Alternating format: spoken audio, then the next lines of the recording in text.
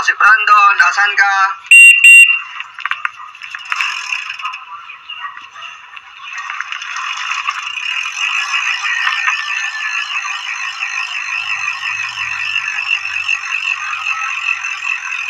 Tara na, ako si Brandon, padyak na.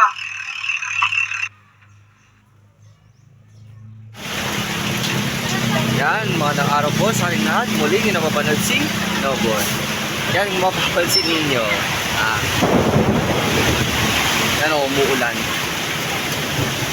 So, andito ako ngayon sa may merienda dito sa along Cabatuan Road. Ito siya. Kakatapos ko lang ng merienda dito.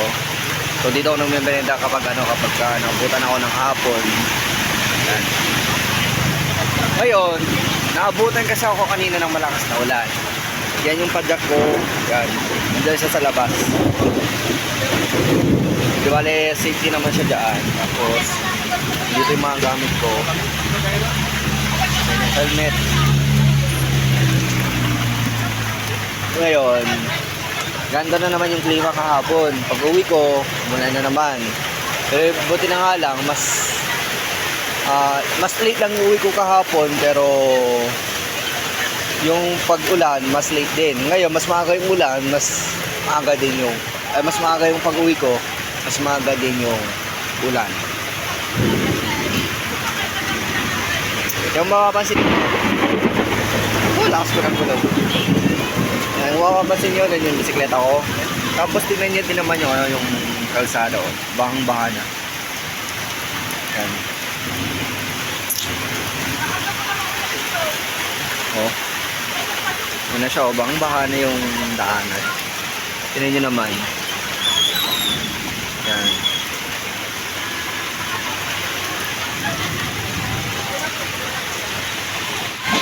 Kaya ngayon ito, basa na rin ako kanina pa, pero medyo natuyan lang ako ng konti.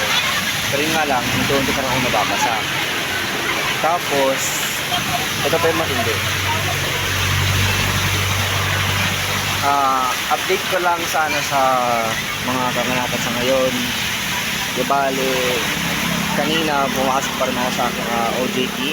Kaso nagpulat lang ako na hindi muna kami papasok. Kasi nga, bukas yung assessment ng ng mga kasamahan ko. Then, Sabado yung schedule ko. Tapos, yung whole batch naman sa Linggo. Kaya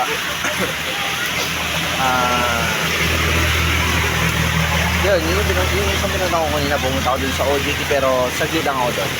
Naggulat lang ako. Pinunta ko dun sa OJT. Alam din nila kung ano yung certain activities namin o pinag-aandaan. So, di bale, ang last day ng OJT namin ay next week ng Monday. Pero bukas, hindi kami papasok kasi nga yung ibang batch ay sasalang na sa assessment. And then, hanggang sa matapos ng assessment. And then, resume kami ng Monday. So, dahil magre-resume kami ng Monday, yun na yung last day na rin namin yun. Kaya hoping na siguro Sabado, yun yung magiging vlog ko dito sa sa pagpapadyak ko or yung magiging video ko sa Sabado. Kasi ongoing process yun eh. So siguro baka yun yung magiging video ko. So sa ngayon, ito na lang muna yung video ko this day. Papahupain ko lang tong ulan at hanggang sa sa makauwi ako. Kasi hanggang ngayon kumukulog pa rin, hindi lang ko anong oras na. Yan, 4:52, malapit ang mag-alas 5. Kaya naman, kahit nakakakapan ng oras pero may ulan. Kaya, anday ko na lang na kumupa yung ulan. Kasi, meron din pumadyak kapag ganyan, bahang-baha na. Kaya, hanggang dito na naman po yung video ko for this day. And, thank you so much po at God bless po sa atin.